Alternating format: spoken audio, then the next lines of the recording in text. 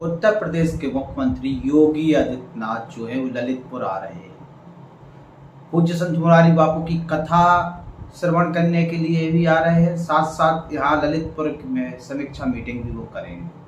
तो योगी आदित्यनाथ का कार्यक्रम फाइनल हो चुका है, जिसमें सबसे पहले मुख्यमंत्री योगी आदित्यनाथ जो है वो कचौंधा डैम उनका हेलीकॉप्टर उतरेगा। उसके बाद फिर वो पुलिस लाइन आएंगे और पुलिस लाइन से फिर वो सर्किट हाउस जाएंगे। उसके बाद वहाँ पे मीटिंग करेंगे कलेक्ट्रेट में। कलेक्ट्रेट के बाद स्थानीय निरीक्षण करेंगे और फिर पूज्य संत मुरारी बापू की कथा श्रवण करने के बाद वहीं से नेहरू महाविद्यालय से हेलीपैड से वो उड़ान भरेंगे।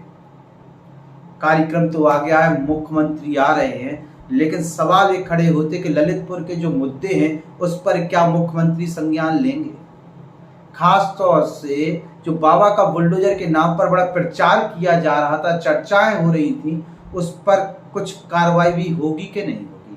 दिखावे के लिए शुरुआती दौर में कुछ चीजें हुई, इसके बाद अब बाबा का बुलडोजर पूरी तरह से थक चुका है। माफिया आराम से बैठे हैं, अपना काम कर रहे हैं। जबरदस्त तरीके से कई जगह अवैध कब्जे भी हुए और लगातार शिकायतें प्रशासन के पास हैं, लेकिन प्रशासन जो है वो उन शिकायतों पर कार्रवाई करा नहीं पा रहा है।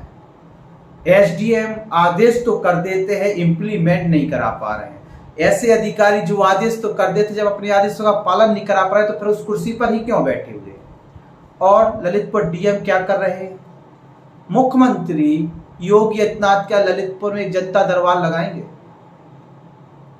अगर जनता दरबार लगा लेंगे तो ये पता चलेगा मुख्यमंत्री के लिए कि ललितपुर में क्या चल रहा है।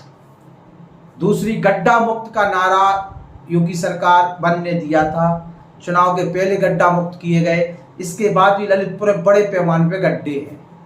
मुख्यमंत्री आ रहे हैं तो कुछ सड़कें ना बना के गड्ढे भरे जा रहे हैं, और वो गड्ढे भरे जा रहे हैं जिन सड़कों का निर्माण उन्हीं के काल में हुआ था। सोचिए, खुद की सरकार में ही गड्ढे हो गए।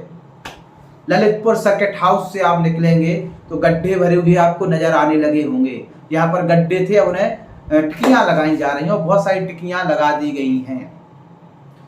कम से कम उस रूट को तो क्लियर कर ही दें प्रशासन जहां मुख्यमंत्री योगी आदित्यनाथ को जाना है। नई सड़कें तो आपके बस की है नहीं बनाना। वो सड़कें जिनकी मांग उठ रही है उन्हें अभी तक काम नहीं करा पाए, और जिन सड़कों का काम चल रहा है उसमें बड़े पैमाने पर अनियमितताएं हैं, जिसकी भारतीय जनता पार्टी के ही कई कार्यकर्ता खुले तौर पर सोशल मीडिया पर पोस्ट लिखते रहते हैं। लेकिन ललितपुर के जनप्रतिनिधियों को, ललितपुर के बड़े अधिकारियों को ना तो वो आवाज सुनाई देती है, ना ही वहां का स्थानीय निरीक्षण होता है। क्या मुख्यमंत्री योगी आदित्यनाथ जो मन्नू पेट्रोल पंप से लेकर जेल चौराहे तक का जो सड़क बना है, जिस पर सिंगल लेयर डाला गया है, उसका स्थानीय मुआयना करेंगे? क्या मुख्यमंत्री योगी आदित्यनाथ जो है क्या कहते हैं सदनसाह चौराहे से लेके और आईटीआई होता हुआ देवगढ़ रोड के लिए जो बाईपास 2 से 2.5 किलोमीटर का सड़क है, उसका स्थानीय निरीक्षण करेंगे कि आखिर वो सड़क क्यों नहीं बनी है? आखिर 5 साल में ललितपुर के सांसद, विधायक, मंत्री, प्रभारी मंत्री और नगर पालिका अध्यक्ष, जिला पंचायत अध्यक्ष, ये सब उस सड़क का निर्माण क्यों नहीं करा है? सोचिए, 2.5 से 3 किलोमीटर की सड़क है, चूंकि जो ओवरब्रिज है उसका काम लगा हुआ है तो पूरे लोग यहीं से निकलते हैं, उस पर ध्यान नहीं दिया गया है।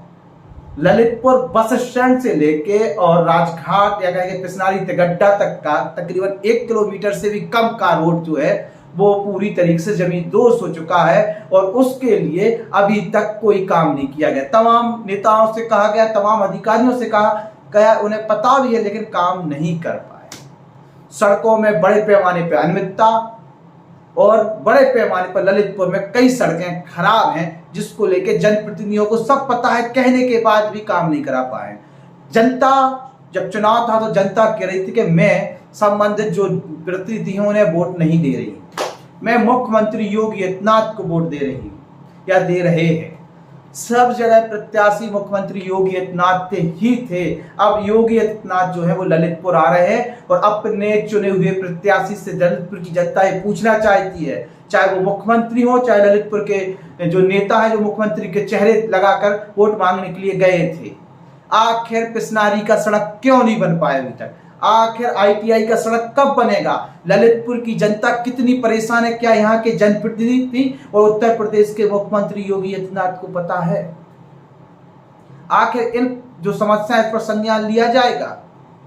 आप एक बार ITI के रोड से निकलते हो तो देखिए कि देवघर रोड तक जाने में कितनी समस्या होती है। वैसे ही आप बस स्टैंड से चल के पिसनारी तिगड्डा तक जाइए तो आपको पता चलेगा कितनी समस्याओं का सामना करना पड़ता है। मध्य प्रदेश की बसें वहां से निकलती हैं। आजकल तो पूज्य संत मुरारी बापू जी इसी राजगढ़ रोड पर एक होटल में रुके हुए हैं।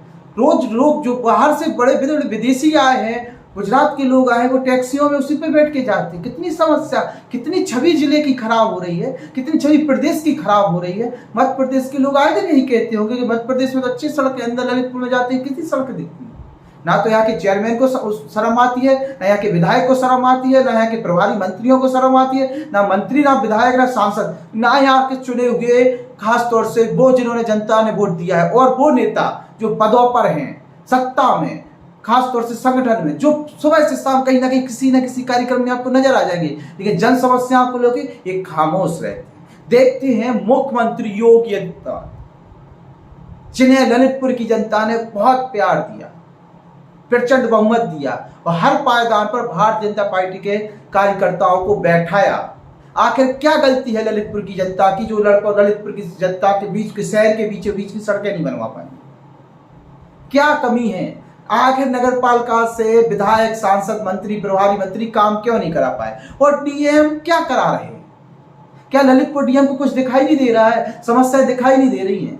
मुख्यमंत्री आ रहे हैं तो टिकियां लगाई जा रही हैं। सोचिए कितनी शर्म की बात है। 2-4 सड़कें अच्छी बना देते तो क्या हो जाता?